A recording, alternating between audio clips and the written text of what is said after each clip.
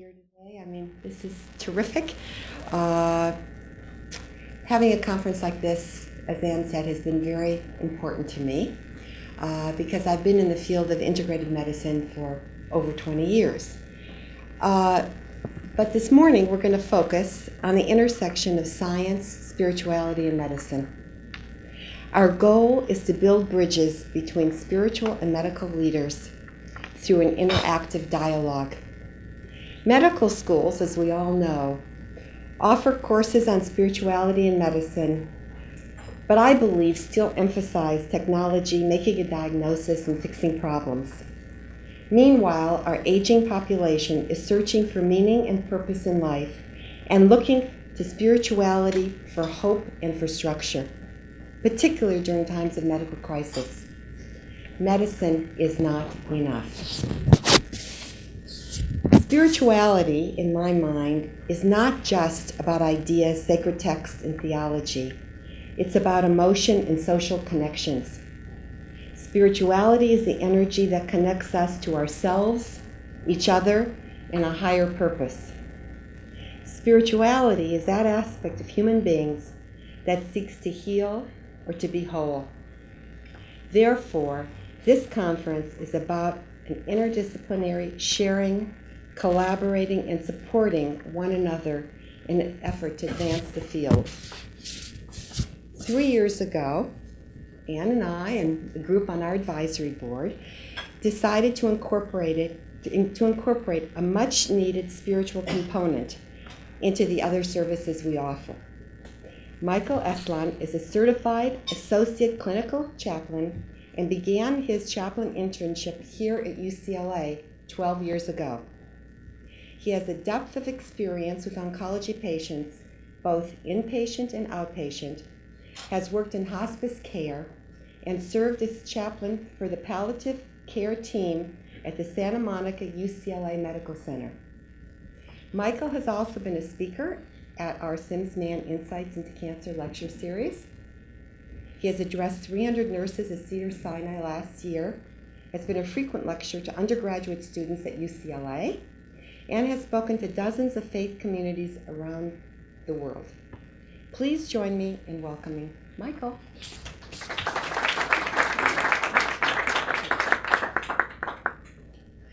Good morning. I am so thrilled to see you all here, and we've exchanged a lot of emails and phone calls, and it just warms my heart to see you here. Before I kind of give you an overview of the morning and kind of familiarize yourselves with the packets, I was hoping that we could just kind of center ourselves with a bit of an invocation. So if we could maybe put our feet on the floor and quiet our minds and close our eyes. May we take a few deep, cleansing breaths together. And as we breathe, may we clear our minds of all the stuff of our lives that pulls our attention and allow ourselves the gift of being present in this space for these few hours together.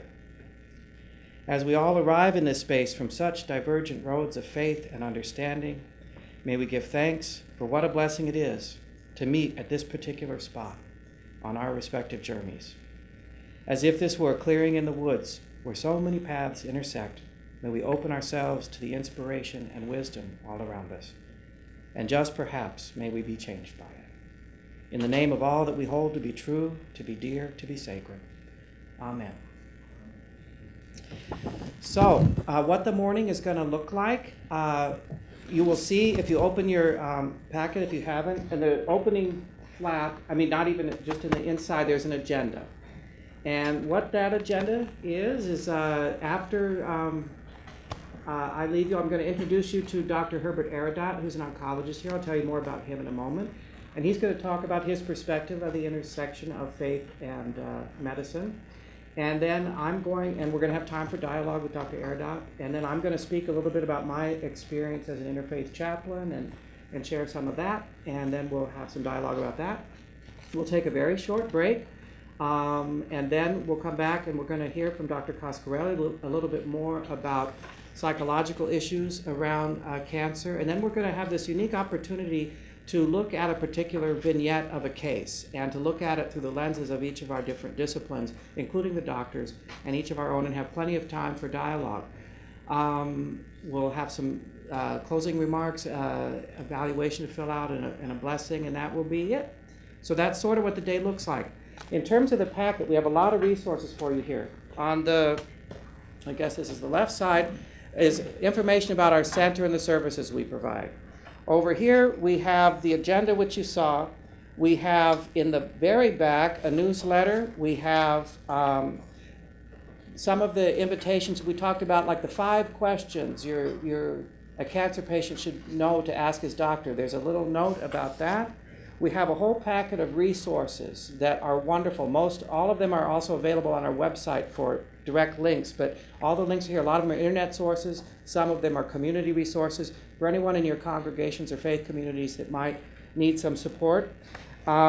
We have then all the slides that you're going to be hearing from the presentations from Dr. Eridot and Dr. Coscarelli are here with space on them to take notes. And I think that's about it. In terms of housekeeping, the restrooms are a little bit far from here, but if you go out and to the left, past the pharmacy, they're on the left. So a little bit of a walk, but it's on this level. Obviously, leave any time you need if you want to refresh your breakfast. That's all that food's out there. So I want to go ahead and introduce Dr. Eridot to you. Dr. Herbert Eridot is an assistant clinical professor of medicine here at UCLA in the Division of Hematology Oncology of the David Geffen School of Medicine at UCLA. That's a mouthful. Which he joined approximately 4 years ago after completing his internship, residency, and fellowship here at UCLA.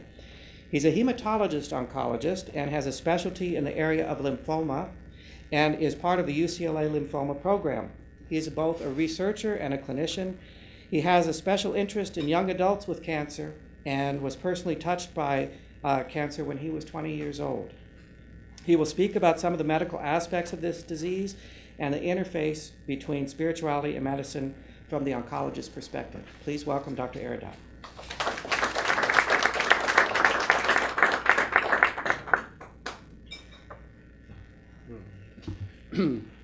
Thank you, Michael, and I'm sorry for my voice here. I'm getting over a cold. And thank you, Anne and the organizers for a kind invitation allowing me to actually participate. My purpose in being here is sort of give a little bit of an understanding of what oncology is and how we view the patients and the diseases that we treat, but also fundamentally actually to learn from this group. It's very hard for me to represent the entire world of oncology, but the purpose here really is for me to participate and learn from the group in terms of how we can incorporate it or better incorporate spirituality into medicine and the care of our cancer patients. The task, I'm going to present very briefly some of the basic elements of cancer just so that everybody is on the same page in terms of what we are talking about when we talk about cancer and the care of cancer patients in terms of the treatment and support, and finally provide a segue to the discussion in the rest of the day, which is spirituality, but at least from my perspective or an oncologist's perspective of spirituality and how it affects patients' care. So going on to the basics, really fundamentally, the biggest question of the day, or one of the biggest questions of the day is, what is cancer? Cancer is really a term used for a number of diseases where the cells are basically dividing abnormally and uncontrollably. That's what cancer at its core is.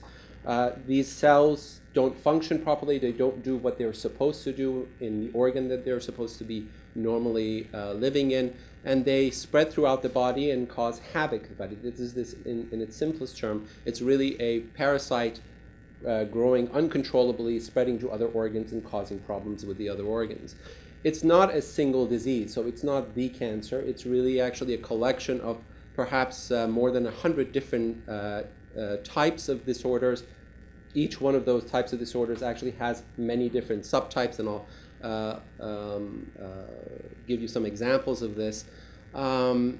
Just in terms of terminology, and I think something that a lot of patients sometimes find confusing, really regarding where the cancers come from. For example, if the cancer starts in the colon, it's referred to as, this is the terminology issues, it's referred to as a colon cancer, and if it spreads, for example, to the liver, it doesn't become liver cancer, it's still referred to as colon cancer spread to the liver, and so on, for all of the other cancers. In terms of types, and again, describing some of the terminology, and I don't mean to be too technical, but it becomes important kind of recognizing where we get the terminology for these things. There are different subtypes, but the broad categories are these things called carcinomas, sarcomas, leukemias, lymphomas, and myeloma, and central nervous system cancers. Carcinomas, this is probably the most common kind of cancer that we see. These are the breast cancer, the lung cancer, the colon cancer. All of these are actually typically carcinomas, and the cells from which they arrive are the cells that cover the tissues. Sarcomas, on the other hand, tend to be cancers that start in things like cartilage, fat, muscle, blood vessels, or the elements of the body that we refer to as connective tissues. These are the things that connect basically organs to one another. Leukemias are by definition cancers of the blood, and these cells essentially multiply in the bone marrow, which is the factory for blood cells, and spread throughout the body. Lymphomas and myelomas are cancers of the immune system, and central nervous system cancers are cancers of the brain and the spinal cord and the nerves. Now, this is not as I said, a single disease. So if we're talking only just taking into account, for example, lymphoid neoplasms, lymphomas, this is the way that the World Health Organization categorizes lymphomas. And you can see the list here, which we're going to all memorize by the end of the discussion today. But the list here reflects really the complexity of the disease. There are 45 different kinds of lymphomas. Each one of these entities actually behaves very differently from the other. They have different prognosis, different treatment strategies. So in reality, even though we are calling it as a category of lymphoma, you can see that we're not talking about a single disease. We're talking about we're talking about 45 different diseases, and this is just lymphomas. The same thing applies to breast cancer and lung cancer and cervical cancer and whatever else that we talk about in cancer. One of the other questions that always people ask is regarding how these cancers develop. And I think my diagram here is intended to show how normal cells and how cancer cells differ from one another. In the case of a normal cell in an organ, they're supposed to divide or multiply and mature to some extent to do whatever the function of that organ may be. So, for example, in the colon, these cells in the colon divide and they are and mature to become colonic cells, and they function as absorptive cells of the colon, as an example. Normally what's supposed to happen is when these cells become damaged for whatever reason, there is a system in the cell where it tells the cell to commit suicide. It's something called apoptosis, or really cell suicide. So this cell is supposed to be eliminated, and the body has a mechanism to do that. Cancer cells, on the other hand, start to develop abnormalities, or what we call mutations, in these cells.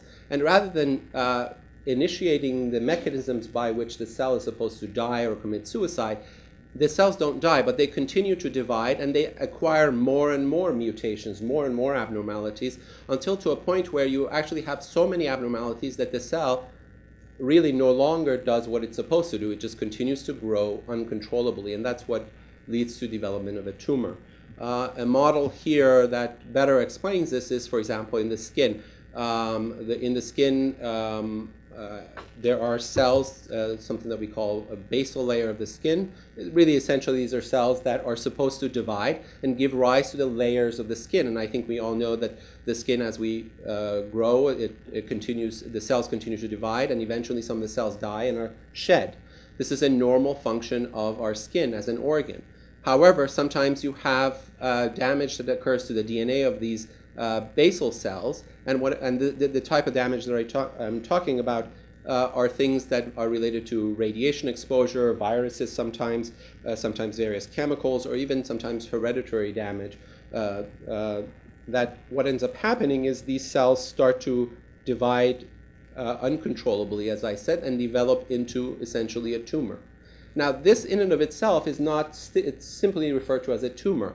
Once it has the capacity to now invade into blood vessels and go spread via the blood vessels or the lymph glands to other organs, and go into other organs, set up shop, and produce these abnormal cells again, this is really what a cancer does. This is what the function of a cancer is.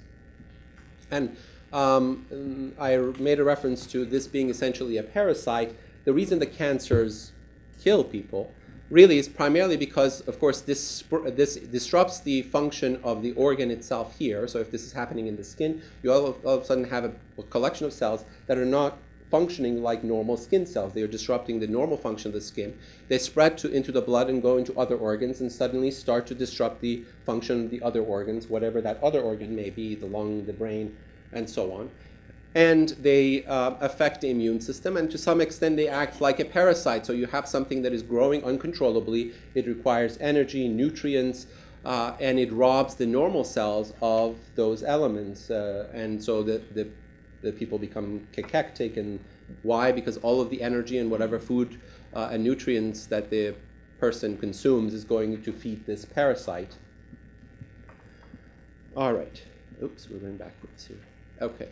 Now, just very briefly to cover the entire field of oncology, all cancers really share all of these elements as a characteristic of the cancer. Essentially, they don't respond to growth signals appropriately. They evade apoptosis, which is they don't die properly. They, in order to feed themselves, they induce production of blood vessels, so that they can actually have a new blood supply to feed the cancer cells. They have limitless replication, as I mentioned, and the hallmark of cancer is the ability to invade tissue and metastasize to other organs.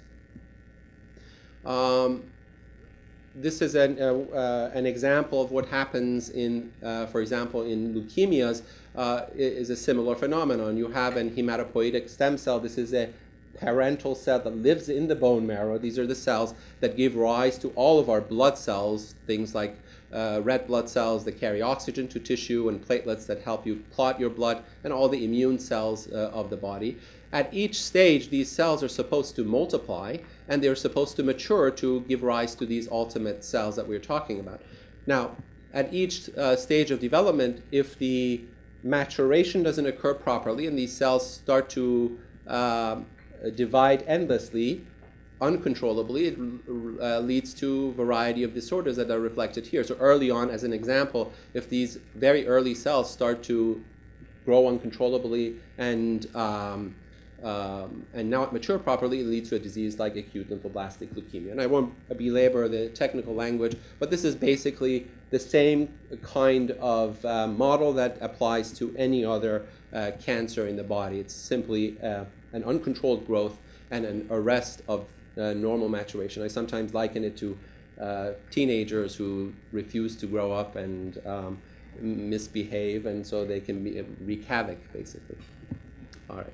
The other question comes up regarding staging of tumors, and one of the after we diagnose someone with a cancer, one of the other things that needs to be determined is the stage of the cancer.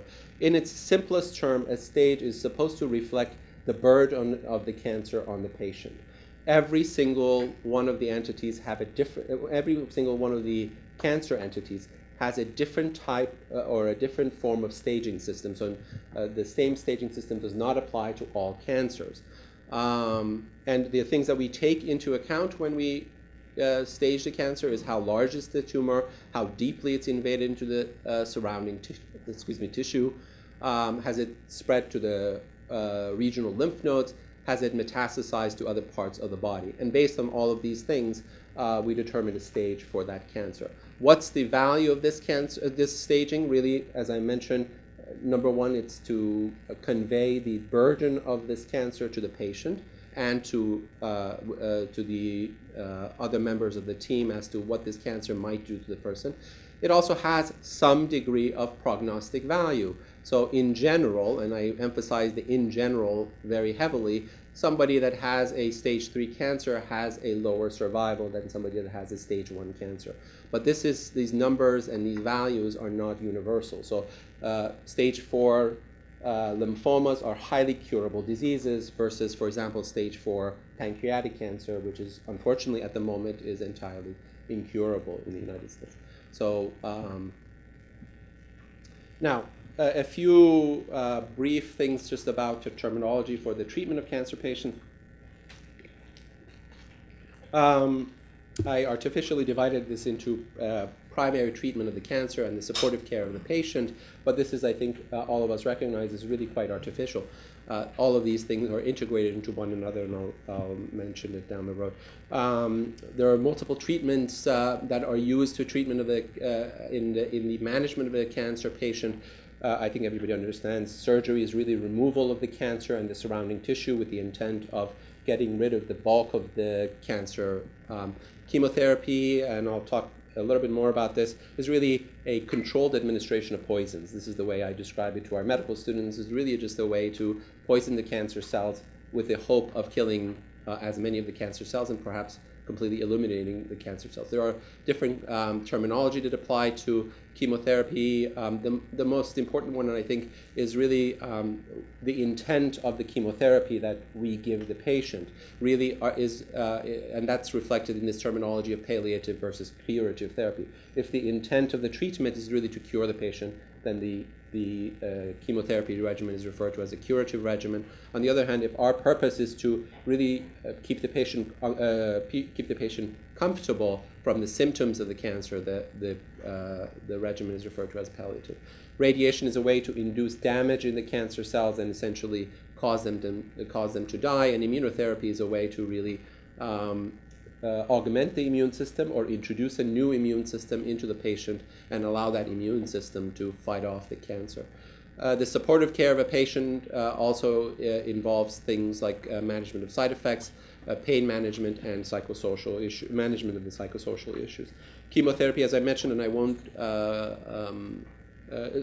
as I mentioned, is really just a way to poison the cancer cells and kill the cancer cells. Cancer cells, by definition, are things that grow more rapidly than normal cells. So in a controlled fashion, we are hoping that these medications are able to actually kill the more rapidly growing cells, namely the tumor cells. Because they're not very specific for the cancer cells, they also induce side effects, and they do it by virtue of affecting those other cells in the body that are also rapidly growing. So things like the bone marrow, the hair follicles, the lining of the gastrointestinal tract, these are all areas of the body where these cells are also rapidly dividing and therefore are susceptible to the effects of the cancer therapy. And that's why patients that are undergoing chemotherapy often lose their hair because the hair follicles are susceptible. They have nausea and vomiting and diarrhea because the lining of the gastrointestinal tract is susceptible. And the bone marrow, when we affect the bone marrow, it causes problems with the production of blood, and therefore people become anemic and develop fatigue and so on. And a regimen of chemotherapy is really, we are famous in oncology for having acronyms of a combination of these medications, and essentially combinations of chemotherapy drugs are used really as a way to attack these cancer cells in multiple different ways. So we don't want to give a single drug, we want to give a cocktail of these drugs to essentially attack these cancer cells in multiple ways and therefore eliminate the tumor cells. And the last two slides in regards to the basics of cancer are the other things that we're going to all memorize. So this is really the newer ideas in oncology, and this is part of perhaps one of the most exciting areas in oncology, is really in the past decade, we are recognizing what is very, very what is very obvious when you look back, which is that these cancer cells, namely here in the middle of the circle here, don't live in a vacuum. They are living in an organ, and they are affected by the surrounding cells. And we are now really beginning to identify all the ways in which these cancer cells are affected by the surrounding cells. Many of these surrounding cells are normal cells in that organ.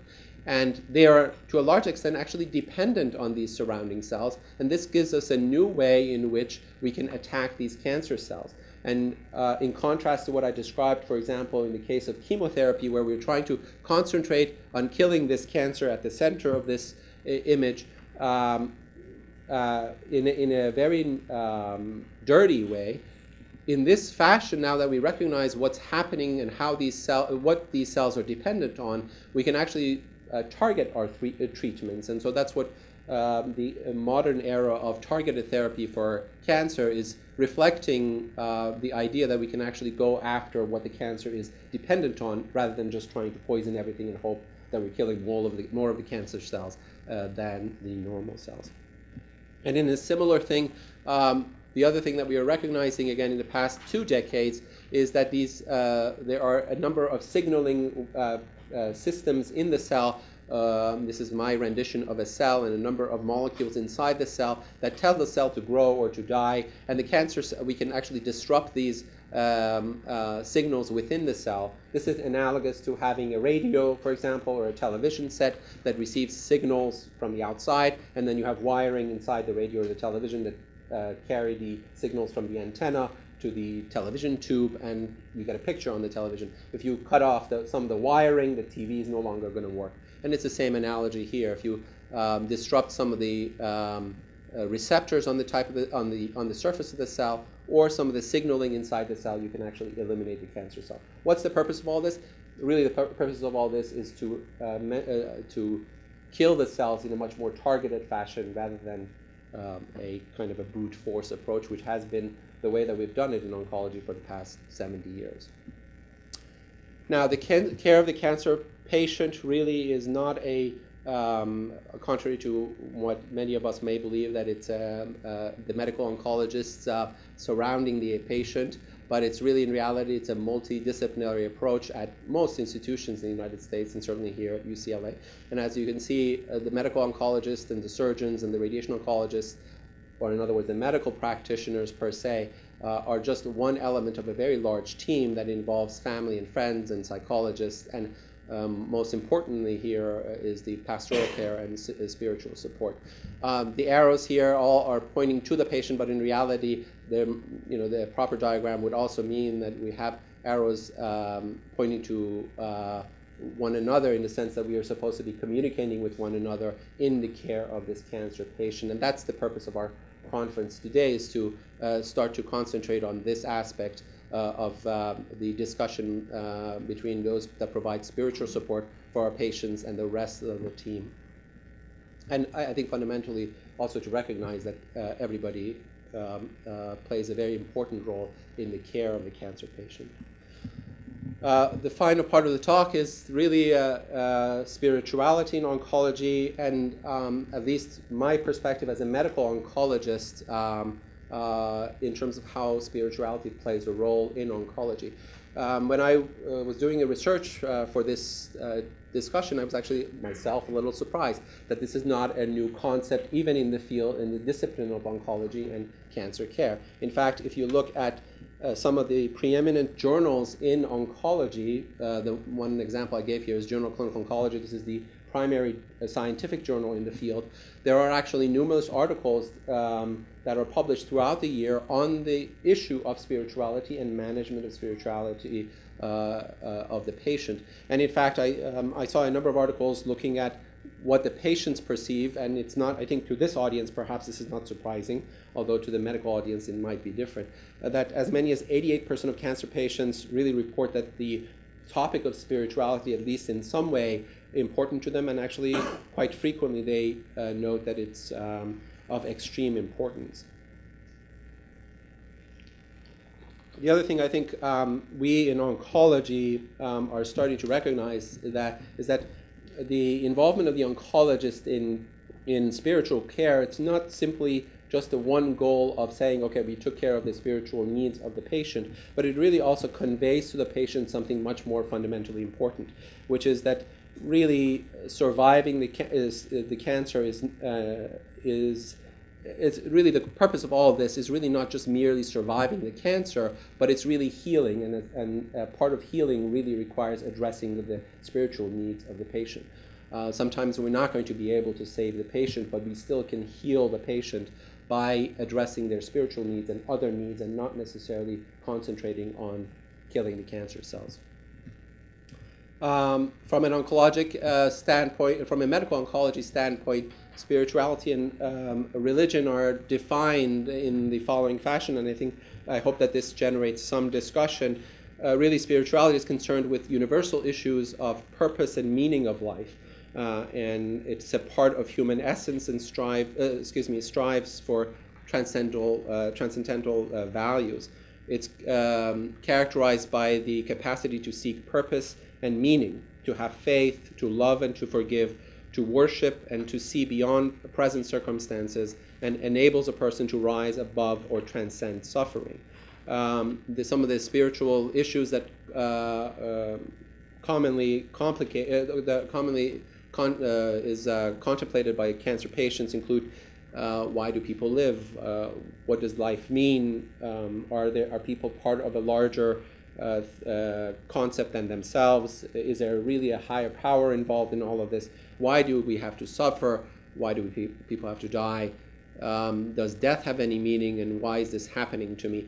These are some of the questions that actually patients ask me, and I have no answer for them from a science or a medical oncology standpoint. And the only way that we can actually address these questions, which are equally as important as some of the medical issues, is really by depending on sort of our spiritual understanding, and also depending on you guys to help educate us and help with answering these questions for the patient. Religion, on the other hand, is really much more, at least from my perspective, it's really a structured belief system that addresses spiritual issues. There's often a code of ethical behavior and philosophy, and there is often reference to a supreme being in a religious organization. They are fundamentally important. They provide foundations for making sense of existence, and through rituals, beliefs, community practices, and ceremonies, they provide mechanisms for expressing, and they become a part of spirituality. In oncology, again, based on the public literature, there is a way to assess how spirituality is important to the patient, and this slide and the next slide is perhaps most important for the medical oncologist. There is published literature in terms of suggesting that oncologists should in fact assess, in the same way that they assess the functions of organs, they should assess the spiritual needs of the patient, and the acronym that they are they're devising here is something called FICA, which is Assessment of Faith, Importance, Community, and Address and Action in Care. And the things that we are addressing in these components are, does a person consider themselves spiritual or religious? How important is that spirituality and religion for the patient? How active they are in the community, and whether they are part of a religious community or in a spiritual community, and how would we as healthcare providers would be able to participate in providing and taking care of that spiritual and religious need for the patient. Ultimately, how it devises this is really that all of these elements have to talk to one another, and I think for us in the medical oncology field, we are certainly learning that all of these elements are becoming more and more important at different stages of the care of the cancer patient. The final slide here is some of the questions that patients and advocates, including my colleagues in the audience here, should think about when we discuss the care of a cancer patient. Some of these are fairly obvious and elemental things like what type of cancer are we talking about and stage of the cancer, which I try to address what all of this means in the course of my talk. Is it localized, or is there, in other words, is it amenable to surgery, and can we cure the patient in that fashion?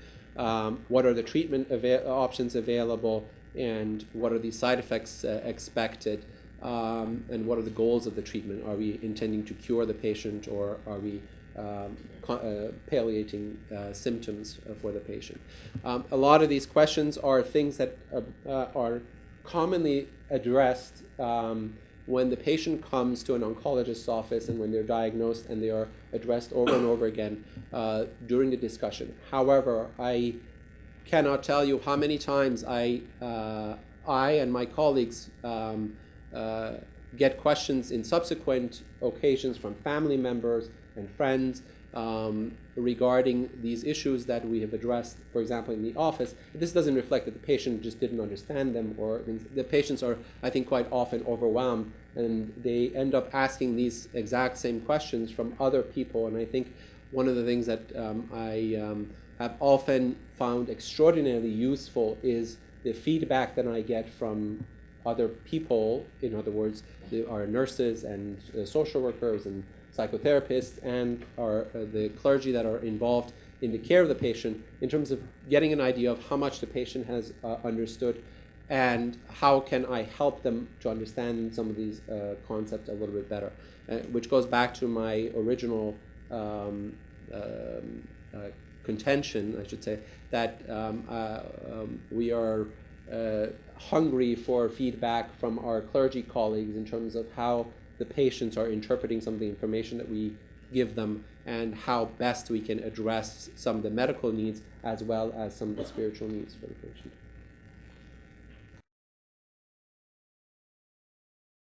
So I'm going to take a few minutes to tell you a little bit about my role as an interfaith oncology chaplain here at the center, and how I see that role, and what kinds of spiritual themes and issues come up with cancer patients, and what kinds of interventions I find to be particularly useful. As Dr. Eridot had said, most of the patients that I see in this population identify as some flavor of I'm spiritual but not religious. And that, of course, begs the question, what the heck do we mean by that? And so when I ask further and say, what does spirituality mean? They will sometimes put it back to me, well, what do you think spirituality means?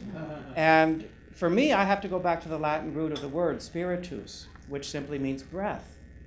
So I'd say, what is it that breathes life into your life? What is it that gives it meaning? What is it that makes you get up and face another day? Particularly if that day is guaranteed to be one of suffering.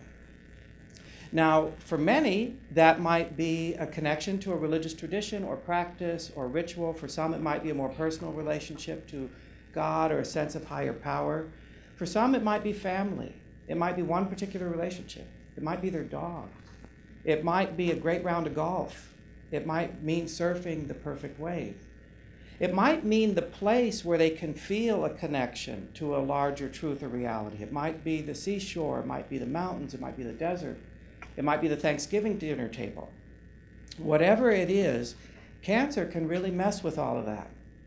Because what used to seem meaningful yesterday, today might seem meaningless. Or I don't have access to it in quite the same way. So I might have to find a new sense of meaning, one that's large enough maybe to contain this new reality, or at least a new way to connect to it. So part of how I see my role as a chaplain is one who simply walks beside the patient for a few steps on their path, holding the space to explore those questions and those definitions, the old ones and the new ones. Compassion, the word at its Latin root, compati, simply means with suffering, to be with suffering, not to fix suffering, correct suffering, advise suffering, feel bad about the suffering, feel glad I'm not suffering, just to be with it. It's not a small or easy thing. And part of how I would extend compassion to a patient is viewing our relationship through the lens of teacher and student. The patient is the teacher, I'm the student. They're teaching me what it is like to be them, particularly at this point in their journey. I don't have cancer. It would seem arrogant of me to tell a patient how they need to think, what they need to believe, how they need to go through it. And offering them that role as the teacher is an oddly very empowering gift when cancer has robbed them of so much. Because the thing is, they're not just teaching me what it's like to be them, they're teaching themselves. They're reminding themselves of who they are and what they're made of and what they're connected to. One piece of authority I will own is that of having been a witness to countless patients going through this journey.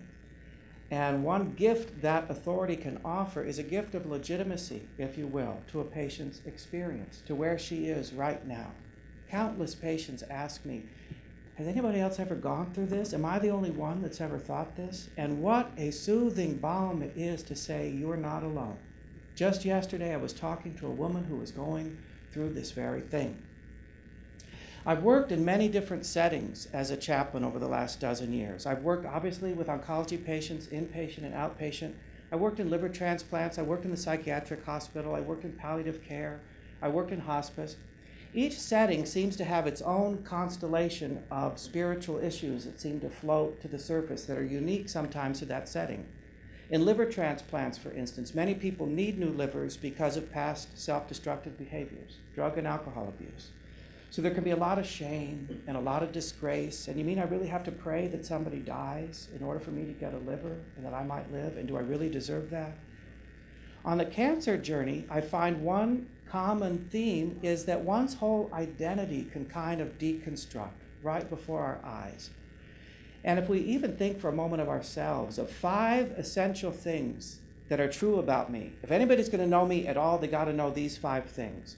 I'm an accomplished rabbi or minister, I'm a devoted father or a granddaughter, or I'm a great athlete, or I'm known for my wealth or my good looks, or whatever the thing is. Imagine that none of that is true anymore, or not true in the same way. Who would you be then? Is there even an essential you that is deeper than any one of those labels to which we would have attached ourselves? More importantly, is he or she worthy of love?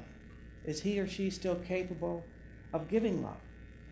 As painful as it is to hold those questions, what I have seen from witnessing hundreds of teachers go through this journey, what's on the other side of those questions is profound indeed, and it is beyond words, even though no one bought a ticket for this particular ride.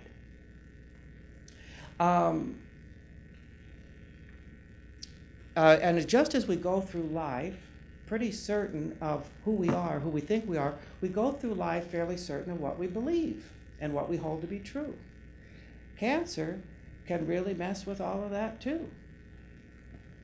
I see countless patients, very devout Christians, who when faced with the end will admit, I don't know what comes next. I'd like to believe in heaven, sure, but I'm just not sure. I've also been with many secular folks who, when faced with the finish line, will admit that they can't accept this is the whole story. Sometimes they'll share with me mystical experiences they've had that they claim they've never shared with anyone. Perhaps because it didn't toe the secular party line, or maybe they just didn't have a context in which to hold such an experience. Sometimes faith systems and belief systems remain solid, intact, complete. Sometimes they collapse altogether, and sometimes they crack open just the teeniest bit, allowing room for an often disquieting visitor, doubt. And in my view, grace on the cancer journey almost hinges on our relationship to doubt. Can we hold space for it? Can we create room for it? John Patrick Shanley, the playwright of the Pulitzer Prize-winning play called Doubt, and the film of the same name, says that the opposite of faith isn't doubt, it's certainty. And there are a handful of theological, spiritual themes that seem to come up from the patients that I see, from patients all over the belief spectrum, from secular humanists, atheists, agnostics, to fundamentalist Christians, Orthodox Jews, and everyone in between. And certainty is certainly one of those themes. I know this to be true. I know that God loves me and hears my prayer, and that there's a place for me in heaven. I know that God doesn't give us any more than we can handle. I know that God helps those who help themselves. That's often attributed to the Bible, but actually that's Benjamin Franklin. In another vein altogether, I know my thought creates my reality. I know that everything happens for a reason. I know that what goes around comes around. Or in a different vein, I know there is no truth beyond science. I know there is no law beyond nature. I know there is no reality beyond this one. Our common human journey does seem to crave and pursue and take comfort in our certainty, even while we often miss the magic of its collapse. Javier was a young leukemia patient, early 30s, the kind of a patient that once I introduced myself to him, he kind of wanted to show off for me a little bit, spiritually speaking, to show me how spiritually solid he was. So he showed me his Bible, he showed me his books, he showed me his CDs, he told me about his church community. He'd grown up in a large Latino Catholic family, but as an adult found a greater connection to a more evangelical Christian community. So he used a lot of language like, as the head of the house, I want to walk with the Lord, and I want to surround myself with the right kinds of people. My brother just isn't right with the Lord, Michael, no matter what I say to him, and so I just can't be around him anymore. His faith was in his certainty. Still, I could hear a certain distress beneath his platitudes, and I just asked him to tell me a little bit more about what he meant by the right kinds of people. And I asked him to consider if he thought Jesus would make such distinctions. Well, that opened the conversation wide. And then we could really talk about his judgments of others, and most importantly, his judgments toward himself. And finally, 45 minutes later, the truth seeps out in his tears, beneath his mask of certainty, when he says, to tell you the truth, Michael, I don't think I'm going to make it, and I don't deserve this. It was like this enormous exhale after holding his breath for as long as humanly possible. And what was left was room to breathe in another kind of air that I would just assume called grace, to be who he is, a scared human being with far more questions than answers right now. Deserving, it's such a loaded word, and yet it is inextricably linked with all of these other theological themes that I see come up again and again from folks all over the belief map. Linked to deserving is the idea that I'm special. I'm special, and therefore I'm entitled to good things, to health, to success, to love, to salvation, to whatever it is. Closely linked to deserving, but in slight contrast to being special, is the idea that good things have to be earned, that somehow I must prove myself worthy in order to have health, love, success, salvation, whatever it is. And that idea of earning is closely linked to the idea that I have some power or control here over outcomes and my life. That if I can do, be, say, pray, or eat the right things, then somehow I'm going to be okay, I'm going to be safe, I'm going to be healed. And all of these ideas are huddled under the same umbrella of belief that would say there even is such a thing as a force for goodness and justice and fairness and love in the world. Cancer can rock any one of those statements of faith to the core. And I'm not attempting to assert here what the truth is, as if any of us has a corner on that, or to put out the most correct or complete theology, as if such a thing even exists. I only mean to share what I see come up again and again. And in the end, I don't know if it even is so much about our theology, so much as it is about our relationship to it, how tightly we hold on to it. Because any one of those statements of faith can intensify our suffering, just as much as they have the power to soothe and to calm. Phyllis was the embodiment of I'm special. It was the end of the day on a Friday. I was pretty pooped. I was ready to go. But I saw there was one newly admitted patient whom I'd not met, so I thought I'd just pop in and introduce myself. Barely got my head in the door. Hey, I'm Michael. I'm the chaplain. Oh, yes, please, chaplain. The Lord has truly answered my prayers in sending you here to me today. Please do come in and sit down. Oh, brother. And how much theology is reflected in that sentence alone. But anyway, Phyllis's spiritual crisis had not so much to do with her diagnosis or her prognosis so much as it had to do with her vocabulary. On January 1st that year, she and her husband sat down to make a list of expectations they had of God. She felt uneasy with the word and said so to her husband, but he assured her, honey, God has expectations of us, and so we can have expectations of God. And so they made a list of things like wealth and success and love and all the rest. But now, Michael, I wonder if I offended God by using that word, and that's why I have leukemia. You see, my leukemia is 100% curable, and so I think maybe God was just trying to get my attention and give me a slap on the wrist, you know? But I don't know. What if my leukemia were, God forbid, incurable? Then I guess it would be a punishment. I'm not sure. What do you think? I want to go home, is what I think.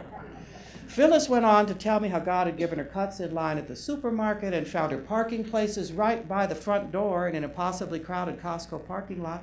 You know what prayer I pray every day, Michael? I say, God, show me your favor today. I just hate wishy-washy prayers, don't you? Why should God show you his favor, I asked. Well, because I'm his precious child. What about the last person in line at the supermarket? Is he God's precious child? Well, he may be, but God has his favorites. Jesus had his favorites. There's a hierarchy in heaven. It says so in the Bible, and I want to be at the top. There it is. I'm special. Now, on one level, as much of a cartoon as Phyllis may seem to be, her suffering is very real. And how many of us feel special? I do, don't you? I'm a good guy. I eat right. I exercise. I'm a good friend. I devote a lot of my life to service. What if none of us are special at all? Or what if we all are? That next theme that would say that good things have to be earned, that I have to prove myself worthy, it's also very tied to the idea that it's never available to us now in this moment. It's over there, and I have to earn it. That somehow there's this place called health, success, love, and happiness, and I'm going to work like a dog to get there, and when I get there, I'm never going to move. So many belief systems, secular and religious alike, are based on this idea. It's not here, it's over there, and I have to earn it. Ruth was this wonderfully wise and soulful older woman with deep roots in her Eastern European Jewish ancestry. She was watching the love of her life, her husband of 60 plus years, slowly slip away over the course of many weeks in the hospital. And she said to me, Michael, I thought I did life the right way. I married the man I loved, we raised 3 beautiful children, we gave them great educations, and now they have wonderful lives and families and careers of their own. We were always looking forward to our golden years, and now look what's happened. To tell you the truth, I'm going to be 83 years old, and I'm still waiting for the party to begin. Myra was in her early 50s, leukemia patient. She had a twinkle in her eye, a pretty colorful past, a not so wonderful absent husband, and a pretty thick Long Island accent. I liked her very much. We got acquainted for a bit, and I finally asked her if faith or spirituality were part of the equation for her. Oh, God, she said, well, I was raised a Catholic, but I don't know. Church, it was just never kind of my deal. I mean, I believe in God and everything, but church, I don't know. And then I got sick, and I thought, I should pray or something. But it seemed kind of hypocritical to go to God now when I hadn't gone to God after all these years. You know what I mean?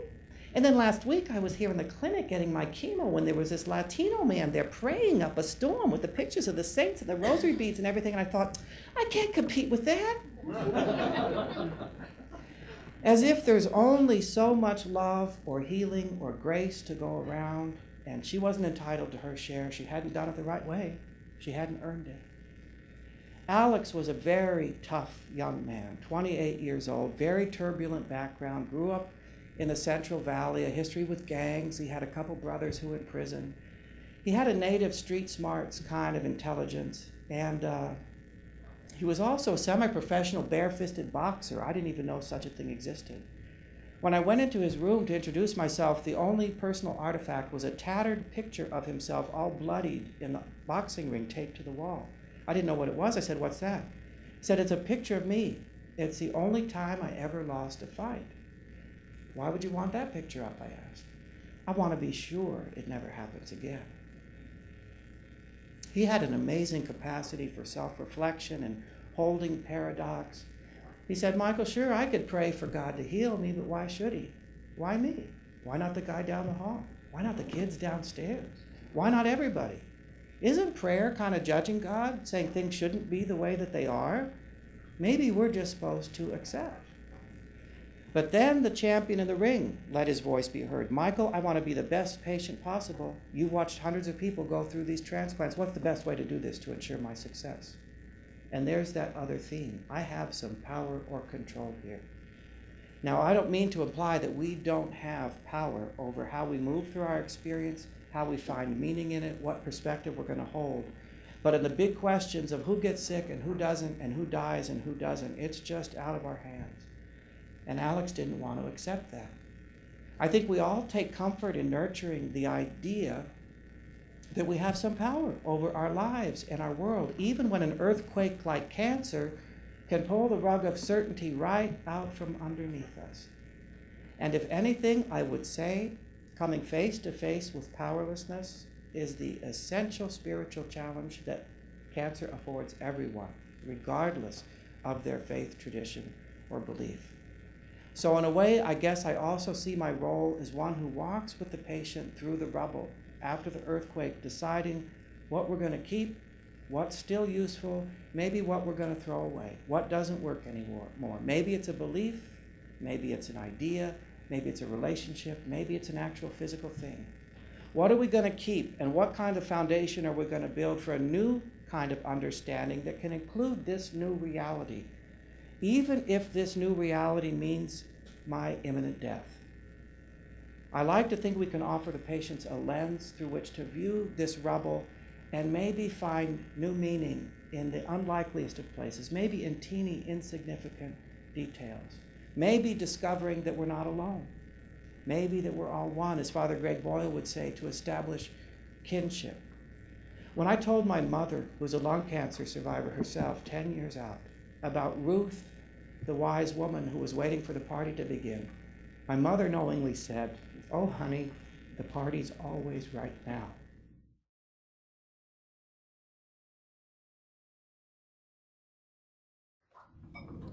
Thank you very much. I want to welcome you all. I'm just so happy that you're all here today. So you've already met one member of our team, Michael Esselin. You're going to be meeting other members of our comprehensive team, Dr. Kosar Ahmed and Tom Peer later. But we really have this very multidisciplinary approach, including an integrative medicine physician who's not here today and a psychiatrist. So as you're getting the message here, it's not just one approach. It's not just from one particular orientation that we take this from. We try to take it from many different disciplines working together and interacting to help provide care. And so my goal now is sort of to talk as a psychologist a little bit. And one of the things that I really want to underscore is the fact that there really are individual differences in this process and what happens to people. We're often talking about the universalities of things, but we need to remember that there are these individual differences. And the extent to which there's ongoing emotional, psychosocial, or spiritual difficulties often depends on the degree of disturbance that occurs in an individual's life roles or the goals that they have or their expectations. And the other thing that we've come to know is that younger patients actually tend to have more difficulty. They have greater emotional fallout, both in terms of greater anxiety, more depression, more distress, lower levels of health-related quality of life. And I think that's an important thing to remember. When I was traveling back to Indiana to visit one of my daughters when she was in college, and being a California girl, it happened to be during the fall, and I was writing a lecture at the time, and I took a picture of the trees as the leaves were beginning to change, and it really, for me, symbolized in nature this process of individual characteristics and how we have to attend to the needs of an individual person. I looked at those leaves and I saw that some of them were bright red and orange and gold, and some of them were still green. And so however we approach the person before us, I think we have to keep in mind that that person is an individual. They came to this experience with a set of experiences, and then whatever that journey along that cancer pathway is going to be individualized as well. And I think that's a really important thing to remember. The other thing is I want us to all keep in mind is that illness really takes on many different forms. It can be very long-term, it can be episodic, it can be recurrent, it can be constant, it can be short-lived, or it can be a single episode. But one of the things that happens to someone as a result of an illness is that they change. And as they change, something comes about, which is often referred to as a new normal. which may impact that person for a very long time. And the younger that diagnosis happens in someone's life, the more ways in which it's going to influence them psychologically, emotionally, spiritually throughout the rest of their lives. Well, what is the new normal? Well, the new normal is changes in daily functioning and physical functioning. It might be a diminishment in physical energy, that loss of independence or greater dependence on others. Changes within the roles in the family can change as a result of this. There are often emotional and psychological shifts that take place, and there's almost always an increased contact with the healthcare system, which most people don't find particularly pleasant. There's an impact frequently on employment and financial issues, and there's a heightened sense of vulnerability that people feel. We've already identified from Michael that there are spiritual and existential questions that come up, but we need to keep in mind that the impact is not just on the patient, but it's on their support system, and it might be on their whole spiritual network if that network is part of that support system to them as well. So I came up with this law, a little bit like Newton's law, only it's Coscarelli's law, and that is for every physical effect, there is an equal reactive psychological spiritual effect. And let that sink in for just a minute as we begin to talk about this. So we know that the disease and its treatments are often highly distressing for people, and that there's high amounts of anxiety and worry for both patients and family members that are related to the treatment, but often about progression of disease and the potential for recurrence. The other thing that I think it's important to remember is that when treatment ends, that is not necessarily when the experience ends for people. And in fact, if you look at the survivorship literature that exists, that often becomes the time that people really begin to grapple with psychological and spiritual kinds of questions. We know it can challenge one's purpose and meaning in life. We talked about the benefits. Someone brought up the benefits that can come from that. It actually can become an opportunity for personal and spiritual growth. And of course, psychologists are really good at coming up with good names for things, and that's been named post-traumatic growth, or PTG, and I'll briefly talk about that. But before I do, I want to introduce you to a patient that I think sort of really, in a way, sort of captures what this experience is like. This is Stacy. She was 35 years old when she was diagnosed with breast cancer, and she's talking about the impact on her as well as at the diagnosis as well as at a recurrence for her. So this is Stacy.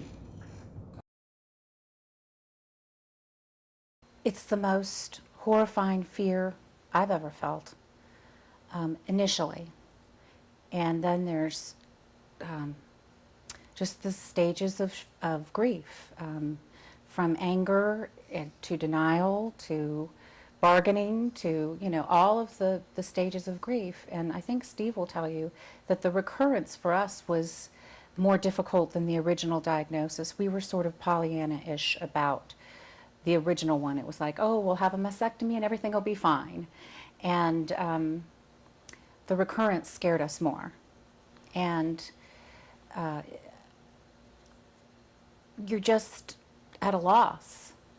And then that's when, for us, or for me, I should say, faith had to kick in for me to get through this. And I was in such anger and shock that I couldn't even pray, but I wanted to pray. So everybody prayed for me because I couldn't pray. And that really seemed to get me through. I think that the kinds of things that happen to people, the kinds of feelings that they feel as part of this, the anger, the depression, the anxiety, the concern, the vulnerability, the uncertainty that comes in this, and the sadness that comes as a result of this. Cancer is an extremely stressful diagnosis, but it's not just on the patient.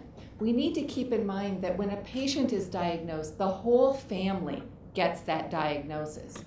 and that a patient often needs a great deal of caregiving through the treatment process, and if we're talking about end of life, they also need that through the end of life period of time. And the longer the illness, the more support is needed on the part of caregivers.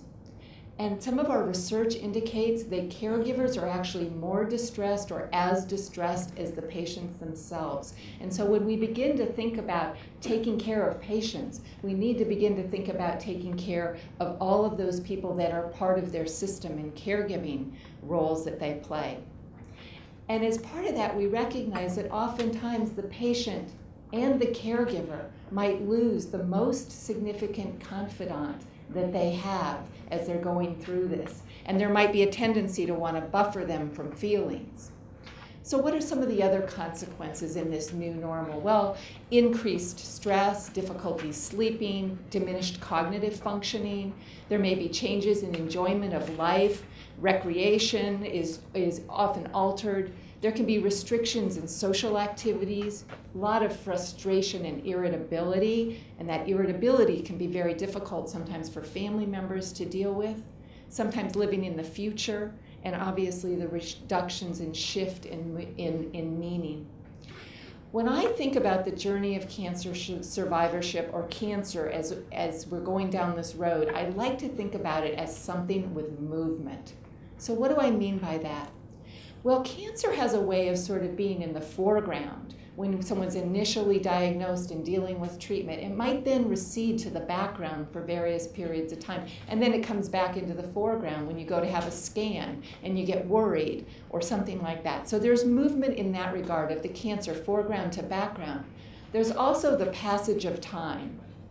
There's also this flux in psychological states where people can go from being extremely well adapted and coping very well at one moment in time to moving into a state of acute fear and anxiety or worry, and they can shift back and forth from these states. There can also be these shifts from well-being into shifts of states of feeling deep senses of loss and sadness. And so this sense of movement is a really, really important part of this. I really like this cartoon because I think there's no question that cancer causes stress, right? But there are only two times I feel stressed, day or night. And I think a lot of patients would really empathize with this cartoon. And what we also know is that nighttime stress is often sometimes the most difficult time for patients. Our team of professionals here at the center, I think part of what we're trying to do, whether it's the chaplain or the social worker or the psychologist or the integrative medicine physician, we're trying to help shift perspective for people. We're trying to help them develop a narrative for themselves that allows them to make sense of this experience, how to reevaluate that, how to talk to themselves about this experience in a way that allows them to come to some place where they can feel comfortable, where they're not feeling as anxious, as worried, as overwhelmed. And I think that shift in perspective from being completely overwhelmed is one that often takes a multidisciplinary approach and sometimes a community to move people into that. Now, I like to use this as an example of how one can shift perspective. Who would have ever thought to weigh oneself this way? But just as we could think about that, we can also begin to think about the cancer experience in a little bit different way. And what we're really talking about is how do we build resilience for people? And what do I mean by resilience? Resilience is at the heart of human adaptation is resilience, the ability to create a positive world for ourselves, often in the face of stressful life experiences, and the ability to resist being overtaken by negative experiences when they seem to be overwhelming. Now, when I say a positive world for ourselves, I'm not saying a positive attitude. I am not saying that because I don't think that's helpful. And how do we go about building resilience? We do it through coping. What is coping? Coping is our cognitive, which is how we think about things. Behavioral are those things that we can do, and our social strategies, the people that we can involve to help us. that patients and families use to bring about relief in relationship to a perceived threat, stress, or demand, and to restore equilibrium. And I think that's what we're trying to work on with people. Now, there's about 4 decades of research on coping, and I'm not going to review that here because I only have a few minutes to talk. But I want to share with you some of the things that are sort of maybe healthier ways of coping versus less healthy ways of coping, so you can kind of identify those things. Everybody has their own coping strategies. What works for one person may not work for someone else, but I think ultimately our goals are to strengthen the healthiest coping strategies and sometimes help people to add new ones. Now, what do we know about coping? Well, first of all, we know that people who have multiple strategies, they can use more than one strategy to cope with those stresses, actually do better. And we also know that if they have the flexibility to move from one strategy to another strategy, they also do better. So I think that's part of what we try to encourage as we're working with patients, is how to develop more strategies and to be able to be flexible in the movement. Again, remember that word, movement, as they go through this. So what are some healthy coping strategies? You have these all in your handouts. You don't have to write them down. But managing stress levels, that's a really important one. And there's a lot of different ways that we can teach people how to do that. Being able to accept feelings, accepting and asking for help, which can be a really difficult thing for individuals to do. Working with the healthcare team, compliance around treatment issues, utilization of spiritual resources, making meaning, having family cohesion, information seeking can be a really helpful coping strategy. The kinds of things that we tend to think of as less helpful or less healthy coping strategies are people who deny or avoid crisis. It tends to get them in more difficulty. That black or white thinking, it's all this or it's all that. Avoiding information, repressing negative emotion, being isolated or passive, or focusing on what's lost without beginning to be able to balance some of the gains. And that's what leads us to post-traumatic growth. Now, what is post-traumatic growth? Well, growth actually means that people undergo some sort of stage in their personal development that actually doesn't just return them back to the way they were, but actually leads them and extends them beyond their previous level of functioning. And I think that one of our attendees was sort of pointing out that you might be able to move into some place that's different from where you are, that might be able to help someone else, or that there might be something that is present. This can appear at different points in time. For some people, they adopt this very early on. For others, it may not come at all. For others, it may come at different points, or they may be able to hold on to it, or it may disappear at various points in time. The kind of categories that you tend to see this sort of post-traumatic growth are in perceived changes in self, like feeling stronger, more self-assured, more experienced, able to face future challenges. Or there might be changes in interpersonal relationships where there are relationships that are strengthened, or people really are able to share their feelings with others in a deeper way than they have previously. Or it might change their spirituality or their philosophy of life. There might be that greater appreciation for life, or the sense that they can distinguish what's important and what's not. So there's that shift and change of values and the weight of those values, the scale of those values for them. Viktor Frankl actually got it right when he said that man is not destroyed by suffering. He is destroyed by suffering without meaning. And I think our goal really is to help people through this aspect of it. Now, this leads us to Coscarelli Law number 2, which is something that's really important in terms of the Sims-Mann Center and what we offer to patients, which is that we really believe that the treatment of physical conditions has to include treatment of psychological and spiritual effects, and the understanding that the mind and the body are inextricably linked. And we're going to actually talk about that in this next section as we move into a case vignette.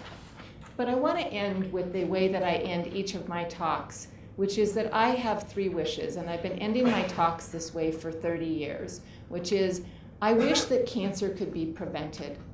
After 30 years, I'm not sure that I'm going to see that in my lifetime for everyone. My second wish would be that we could cure cancer for everyone. And again, as I'm in the 6th decade of my life, I'm not sure that I'll see that in my lifetime, although I still hold on to hope for that. But cancer patients and their families could receive optimal integrated medical, psychological, social, and spiritual care throughout the continuum.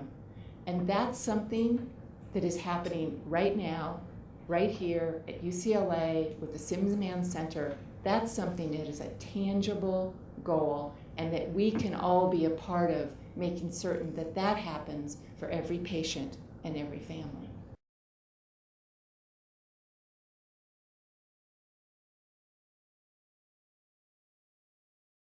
Now I'm nervous.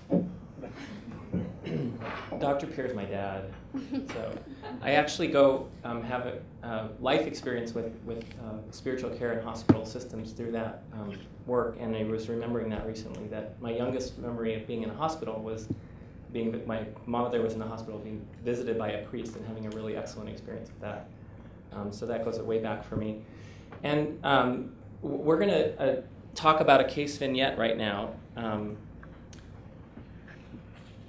Anne spoke of the need for not just good medicine, but for care to surround the whole person. And we know patients identify the need to be seen for who they are, for what they bring in their individuality. And so we wanted to present a case where we could kind of tease that apart and talk about the individual issues that patients and families face together. And so we'll read through this, and then we'll open up for some questions and just begin a dialogue about the different ways that we look at this from the perspective of chaplaincy, from psychology, from social work, but just really to open up a conversation about that. And to really engage in a discussion with all of you about the kinds of questions and perspectives you would bring. I also want to say, for the purpose of making this a case that we could really talk about as individuals, we've assigned them specific names and religious backgrounds and affiliations, but by no means is this meant to be non-inclusive. So we ask you to be thoughtful of that, and to really use the communities that you come from and the perspectives of your parishioners, your community members, in informing us about the needs of all patients. So it's not limited to just what's up there. So we're speaking of Mark and Jill. Mark is a 45-year-old man who was raised in and continues to practice the Catholic faith. He was diagnosed with metastatic colon cancer 2.5 years ago. He met Jill, who is Jewish, in law school. They married and have 3 children, ages 15, 10, and 4. Both have careers as lawyers, though Mark has been off of work and receiving disability payments intermittently throughout the treatment course. Jill has been forced to increase her work hours and to rely on others for childcare. Mark takes his children to church fairly regularly, and the children are being raised in the Catholic faith, including the sacraments. They occasionally attend Shabbat dinners and typically mark the Jewish holidays together with Jill's parents and siblings who live nearby. Mark's parents visit as often as they can from the East Coast. Mark has been an avid soccer player in a recreational league. Jill is a cyclist, and together the family enjoys outings to the beach for sun and surfing. Being athletic and an active family has brought them close. One of the ways that we talk to families that highlights that piece that you're alluding to, regardless of whether they're an interfaith family or not, but particularly where there is these different heritages and different belief systems that come in, is we ask them, what are your family values? What is that commonality? What is that cohesion that you've created as a family? It honors the family system. It honors their creative process in what they have joined together and done for those 15 years. And it gives the beginning of a sense of what is the legacy that you want to continue to pass on to your children, and to communicate to the extended family. So starting with that core, the family values, and I think you said that really beautifully. That's such a great, opening the space to allow them to be seen and heard for what their needs are, because we can predict what they might be, but we also are often surprised by what the most prominent issue becomes. Is it around work and finances? Is it around deciding about how to talk to children about what death is and what happens after death and what rituals are instituted after or at the time of death? How do you talk in an interfaith family about if he's buried as a Catholic in the Catholic Church and including a Jewish family in that service? And that may be the concern that's presenting. It may be that he's 2.5 years into this and his doctors told him he's got another 2.5 years to live, and how do I imagine living with cancer for that long period of time? And so to ask the questions about what are you even facing? What is it that's your story that needs to be heard? I'm struck by the last sentence, that being an athletic and active family has brought them close. And one could surmise that the entire family is no longer athletic and active given the father's illness. So maybe they need to explore other ways of keeping that close relationship. That's great. I added that sentence for that very reason, to say what do we now have that we can do together. Do you want to speak to that with the case you're thinking? Sure. Maybe you could flip to the next slide. This. Yeah. So one of the themes that's been emerging through this morning is impact on identity and on roles. And for this particular father, his role, his identity was very much tied up in being a provider, a protector, the husband, the father to this family, and in being able to carry out all of the activities that the family had been engaged in up until that point.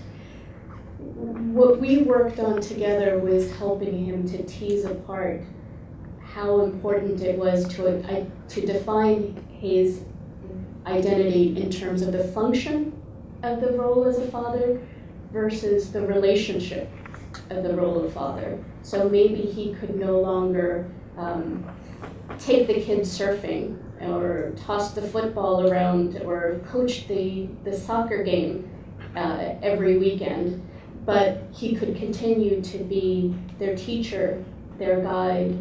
He could share other passions with them and be the source, really, of a lifetime relationship of love and meaning and memory for them. And that shift was really very important for him, and it speaks to what Dr. Coscarelli alluded to, that sense of honoring in the balance both the losses that have been experienced and really allowing room for the grieving of those losses, but also creating room, developing a language in which individuals can be fully engaged with what remains and what continues to evolve for them. One of the important things that came out of that intervention, or in our discussions, was that this was a dad, because he had a long trajectory with the illness. There were some periods of time when he felt really bad, and other times when he felt better. And when the family began to acknowledge that there was this fluidity and flexibility that was needed, the sort of task that I assigned to him was to create an itinerary of day trips, activities that they would want to do everything from doing the Google Maps to picking out the hotel or picking out the place that they would go to, exactly where they would end up, and kind of having that as a ready kit. So on the day that he did feel well, that he wasn't in a lot of pain, that he didn't have a lot of nausea, they could embark. The kids wouldn't go to school that day. Normal and keeping routine wasn't the priority, it wasn't the value. For that day, it was being together as a family. And he could execute his role by being the head of the family, by having this ready-made. And maybe they didn't go to spend the entire day at the beach surfing, they went to a local hotel where he stayed in the hotel room and the kids visited, but they were down at the pool and came back and forth. Those kinds of things really allowed for those shifts in meaning, in retaining the heart, the core of what the relationship is, and allowing it to evolve while acknowledging what no longer is possible. Other comments or questions? Yeah, Well, I'm just really aware that in that kind of a case, of course, that you have the primary person and then the wife who needs support. But what struck me was I really want to know that somebody is speaking to each child directly, because they're all at different stages of growth and unfoldment, and that they're not getting glossed over or ignored, which is a very old paradigm, I get that, but I still sometimes run into that. Those are very different stages for the children, and I've taken CEU, especially teenagers, and the way they are with grief, and the way it can act out, and for all of them. So I would really confirm and support them in getting whatever counseling is specifically suited for each child. I did interesting with the family system. So Mark has his spiritual community here, but his parents are on the East Coast. But Jill's parents are here, but they don't deal with the spiritual community, right? Right. That's a nice challenge. Yeah, it was a nice challenge, and the significance of the parents visiting and what that would mean when they were here, and then what that would mean when they left again, in terms of talking about their faith or talking about what was happening with their dad. Sometimes that would be very supportive and active, and sometimes it would be very emotional and sort of upsetting, and then they would depart again. And so the family system had to be flexible to bring them in, to let them participate, and then deal with it when they left again. And it was particularly challenging for Jill, whose their differences in faith were present. It wasn't confrontational or argumentative, it was just present. But that was her challenge, to say, how do I, anytime your parents visit, right? How do I get my parents in the house and deal with all of this, and then go again and deal with what's left when after they're gone? That was very important. I would also be very concerned about Jill herself, too. She is the primary focus in the family now. And her work has increased outside as the breadwinner. And then the complexities of the kids growing up has increased. And then the need for attention by her husband has increased. And all the time, she's the one who is shrinking. Mm-hmm. And so you keep talking about flexibility, and that's wonderful, but I think the more stress you're under, the less flexible you can be. And it seems to me that the support really has to give tremendous focus to Jill, even more so than the rest of the family, because if Jill breaks down, the whole thing is over. You're absolutely right. To supporting Jill? Definitely. In our center, we nearly always connect to not just the patient, but to the partner, and make sure that the partner continues to have that support. And often it's the partner that has even more support. They're more mobile. They're the one that is able to go back and forth. And as you very rightly said, they're at the hub. They're at the nexus of all of that stress and strain. And for Jill, it was very much about balancing her need for maintaining what was normal and routine and necessary for the kids and for her to function, while also acknowledging that everything was shifting around them and creating room for the grief and the opportunities in that. One of the ways that that Jill had to do that was she was really, and it goes back to this issue of the importance of athleticism for the family. It was a family value that they were an athletic family. They were all engaged in different teams and different clubs that they were competitive young people in. And she had a very strict guideline for bedtime. But the oldest child and the dad gravitated towards each other in the evening and at nighttime. And when the dad could no longer be engaging in sports, he still continued to love his other passion, which was movies. He and the older son began watching movies in the evening, and they were sharing in that kind of activity together. And Jill had to become flexible about making that shift, that in that case, that time together, that activity was more important than necessarily getting to bed exactly on time. But you're absolutely right. She needed a great deal of support. She needed her family, she needed her own community of friends, and she needed to be able to get all the resources that were at her disposal. I just want to say I have a very distinct memory of her in the treatment facility with Mark, sitting in a chair with her work computer out, concerned about his symptoms, talking with nurses, on the phone with her mother or mother-in-law, asking about the kids getting picked up from school. She was the hub, as you called it. And I remember one day asking her if she could, Mark had fallen asleep in the chair, could you close your computer, put down the phone and come out to a different space with me? And giving her that 30 minutes was the space where she could acknowledge, wow, this, I didn't realize I was doing all of those things at the same time. And I said, where are you in this? And that she really was able to go to that space and then to make that containable too, so that she's able to then go back to that chair and do that role in a continuous way. There's another piece of this that's about gender.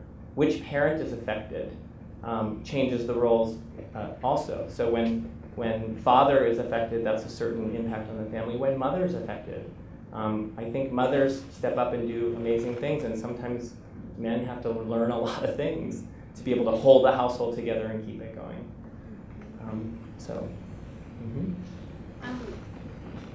There are so many moving pieces, right? And it's all kind of a constellation of things. And as you said, the kids to be taken care of, and him to be taken care of, and her to be taken care of, and all that sort of thing. And I've heard you talk about the family system and how they had some space together. But I'm also aware that the cancer has to have affected the central marriage as well. Right? So I wonder if that's a piece to talk with each of them about, or probably also the two of them together, about how they still find ways to be a couple when that probably looks really different. Right. So I don't know if everyone heard that, but really the impact on the central relationship of the couple.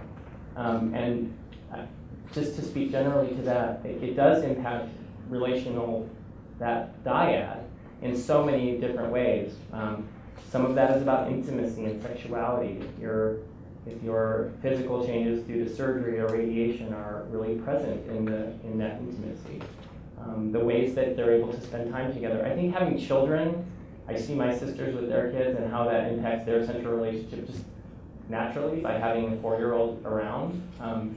But to then have that additional element, have less and less time to tend to that. So I think that's really important, that there's ways that couples can find those moments that might be different than they were before. They may not be intimacy in the way they understood it before. They may not be time spent together in the same way. but how are those times found to nurture that relationship and keep it fed with some energy? And they're just structural. There's structural kinds of elements to that. As in when the patient needs to move out of the shared marital bed because they can no longer navigate the stairs. They need to be on the ground floor. They need to be in a separate room, or they need to be in a hospital bed. That was something that did happen for Mark and Jill, and it was important for Mark to acknowledge that he missed his wife, that he felt lonely, and that he didn't want to become the very last. He didn't want her to attend to him as only a nurse or a caregiver, but to really continue to see him as her husband, as her spouse, and didn't want that to be the very last thing or the thing that completely disappeared. And that was a difficult conversation for him to initiate with her, but you know, as we're saying, there are no perfect solutions, and there's no way to take away the loss. There's no way to take away what has been changed, but there are ways to work with it when it can be acknowledged, when that communication can happen, when it's a joint experience. So they worked it out so that she would come to him in the morning, you know, and spend 15 minutes in the bed with him and talk about the day that they were about to have, really in just that space together, alone. You had your hand raised in here. No. All right. Go ahead. Cool. So, on the previous slide, you know, all of those things were, all those bullet points are about change. And I was wondering if it's the spiritual element was also the same thing, that he says, I want to pray, but I can't pray. If that's the way he feels now because of change, or did he always have that issue or something? I'm not sure. And I was also thinking of Coscarelli's law number 1, that every physical element is, you know, more or less mirrored by a spiritual one. And so, you know, that, you know, if we believe in God, believe in some sort of, you know, like radiance of love and guidance, and that's always present. But it's up to us whether or not we want to partake of that. So this is an issue of choice. If I can jump in with that particular issue, or I want to pray but can't. In this particular case, it had to do with Mark's mother, who I met in the clinic while her son was getting chemo, and he was accompanying her. And she was the one who also, I mean, as life is a complex web, she had lost another child in a car accident. So this is now child number 2 with a not good cancer diagnosis. And she was the one who was having the faith crisis, saying, I know this sounds terrible, but when friends tell me I'll keep you in my prayers or I'm going to pray for you, I want to say don't bother. And this is someone who has always felt a lot of solace in her prayer and in her faith. My inroad as a chaplain was to really look at what is prayer. And is it possible that her anger with God right now is its own kind of prayer? Is it a standoff with God? In the same way that we might have an argument with someone that we love passionately, say, I can't be in this room with you one more minute, I have to take a walk around the block. Is her silence with God that walk around the block? It doesn't mean she's not in relationship to God at all. That would be indifference. So that was kind of the fact that, but to me, it would seem not supportive to say it's your choice to have faith or not because God's always there. At that moment, she's not sure God's there, or if God's there, she's pissed off at God. And so again, my role is to support her where she is and to hear that first. Yes, sir. I heard one of you talk about legacy. Perhaps you could talk about that a little bit in the context of the vignette story, our story, the legacy. Mark, did you write a legacy, do a legacy, your family? It's funny that you would ask that, because I I worked more closely with his wife, and Costa really knew the partner, the husband, and it was very much her interest to have a legacy that would be kind of structured, that there be a letter when they each turned 18 years old, or something to be given to them at their birthday, or photographs in a certain way. And I remember he was not that interested in having it be so static. He said, I want my legacy to be alive in the family, not something that I did 10 or 12 years ago or something like that. So his sense was like, I'm not going to say what my legacy is today, because who knows what it'll be when they're 18. And it was tasked to the family to say what the legacy would be. In this particular case, there are many ways when we talk about legacy or ethical wills, those sorts of things, that people do create those very tangible legacies, and those are really, really important. But in this case, you asked that, and it was very interesting, different kind of twist. And do you want to speak to her? No? Okay. Mm-hmm. In my mind, that brings up the roles of the children and how the father can be integral in defining their roles now that his health has changed, to the extent that they have to take on a different perspective and perhaps a different responsibility. Even the youngest one now is capable of doing that. And because their church is a support system for them, it's quite possible that those teachers, those people involved in the church that are intimate, that are specific to that family, in their Sunday school situation, in their catechism, whatever it is that they're doing outside of the home, they can also be informed of the relationship there, so that they can be counselors, or at least aware of the situation, not so they dance around it so much or tiptoe around it, as much as speak to it in a definitive, thoughtful fashion when it's necessary, so that they can be friends as well as, clergy aware of friends. So, but anyway, for the father to define the roles of the children and do so in a conjunction with his wife is a very meaningful opportunity, because the children then, they don't just grow up in a faster fashion, but they evolve in a very mature sense with an understanding of something very dramatic and very traumatic as well. Absolutely. The bridge, someone asked about bridging this treatment unit, an interdisciplinary team that Dr. Aradat talked about, that we're talking about, to a congregation. You spoke of a school or a Sunday school. I often ask about who that person is, or those people in the lives of a child who will be able to continue that conversation in that setting in an appropriate way. So if there's a Sunday school teacher, if there's a teacher or a counselor at school that one child is particularly connected with, that can be a bridge in that conversation as well.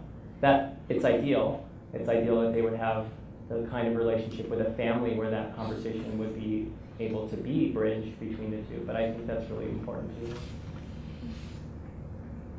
Mm-hmm. Go ahead, and then we'll come over here.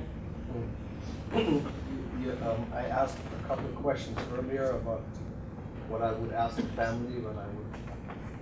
It seems to me as a contribution from the people of faith perspective to the integrative approach. When I receive spiritual direction, my director asks me, "How is your soul?"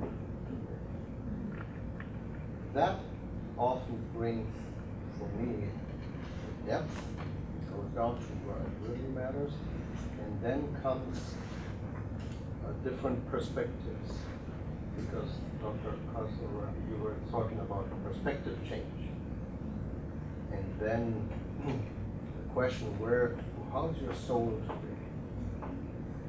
That also then sometimes leads to where's God in this? And that always brings a perspective change. Thank you. Thank you. I don't see anything in your list about anger, and I'm sure it came up, and I just wondered how you dealt with it. Yeah, there's absolutely anger.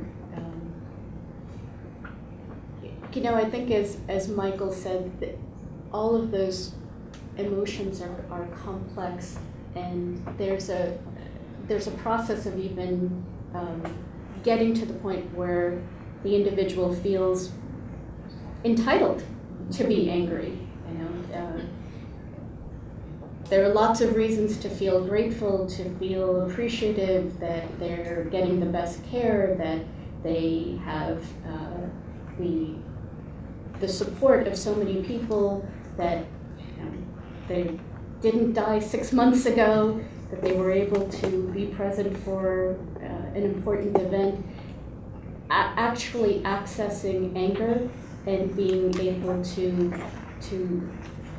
give it words and language is not as easy as you would think. But there is something very, very healing in being able to do that, because in the similar vein as Michael spoke about, it's about acknowledging the full relationship of your experience with your life, with what is happening, and the parts that you can't control, the parts that you very much wish you could and no longer have the capacity to control. And to be able to say what that is frees up room to then look at what remains.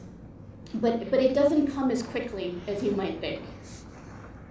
One of the things that is great about our center is that we have so many different ways to address patient care. So we do individual, couple, family counseling. We do interventions in clinics where patients are getting treatments. And we have various kinds of support groups. So I work with young adults, co-serve with breast cancer patients. I have a history with the lung cancer support program. And those kinds of places also are when emotions come out that are validated by other patients. So if we have somebody who can speak to anger, rather than just me saying, tell me about your anger, what is that like for you, what does it look like, what does it feel like, what color is it, whatever. If another patient says, I am really pissed off about this, and somebody can say, really, me too, then they get that interpersonal space to do it, and it's different. So creating many different ways for that kind of emotion, whether it's anger or doubt, or what to hope for, or what you have to let go of, that's created in a lot of different spaces for us. Mm-hmm. Well, so she was asking about integrative medicine, and if I understand you correctly, that the piece about being an integrative medicine provider yourself, that there's all of the elements of a person come into that there's physical recommendations for supplements and different ways of treating symptoms, but that the spirituality conversation comes in. And in our center, Well, in our center, we actually have a physician who does integrative medicine and helps with making some of those decisions for people. But sometimes do they not only get help from her, which might be nutrition, supplements. One of the parts of her assessment has to do with what are your spiritual practices, and that's part of when we start to look at that whole person perspective. But a lot of times you're right that there may be additional complementary kinds of practitioners, whether it's an acupressurist, whether it's a massage therapist, whether it's an herbalist or something like that outside of our particular network. We try to get communication with those individuals, but I think that they can play a significant role. One of the nice things about having it here is that in terms of at least people having, the people at least from the outside who have some communication with the integrative medicine physician here, is that there's that ability to coordinate that with the medical care that's actually provided, so that those things don't work at cross purposes to each other. And that's sometimes, I think, a significant concern, is that sometimes some of those complementary approaches can actually work against the treatments. And one of the things about the integrative medicine physician that we have here, we like to talk about her as being bilingual. She's bilingual in traditional medicine and the ability to speak the language of complementary medicine. And she kind of really taught us that really well one day when she was walking through the halls of the center with something that she said, what do you think this is? And we looked at it and said it was a piece of wood. She then rattled off the Latin name of the mushroom that it particularly was, or the drink that had been brought in from someone's tribe that their tribal healer had brought, and she knew what that was about and what that was for. And also knew that it had toxicity for the liver, which also the chemotherapy agents also did too. And so there was concerns about that, and was able to negotiate, a different approach with that tribal healer that might not then interfere with that. So I think that it really speaks to that notion of that importance of communication, whatever that other community is that's supporting that person, making sure that those communities have the ability to talk to each other and to try to facilitate that can be really important. Many of the parishioners we deal with have not had any discussions with this, and by the time that we get involved with that, what is California law of how long do you fight to keep them alive? Is there a line that says, in other words, we've run out of money, we've run out of options, and yet the rest of the extended family says you got to keep fighting to the end? It's state law, right? Or am I wrong with that? That's a really complex answer. There's state laws around decision making and plans of care. There's state laws around appointing powers of attorney to make those decisions. But there's no line of saying we're done. As far as when it's finished or what amount of dollars or what there is no particular delineation. A little commercial. There's a PBS documentary coming out this fall. It'll be timed just before the election, which is kind of interesting, about money spent in healthcare at end of life, actually at end of life and at the beginning of life, comparing UCLA healthcare with a healthcare system in Utah, and the differences in the amount of money spent per patient, and how those decisions are made in patient and family systems based on culture and location. It's very interesting. There's no particular law that we can But I reference. think one of the things you're getting at, which is a really important issue, which is when do you begin to make those transitions? We're talking about the transitions. It goes back to that concept of movement, that transition from stopping treatment. And Dr. Aradai, if you want to jump in, feel free to. But I think that, when do you make those decisions about stopping treatment and, really focusing maybe on quality of life issues, and where are your biases, because we all have biases about where those places are.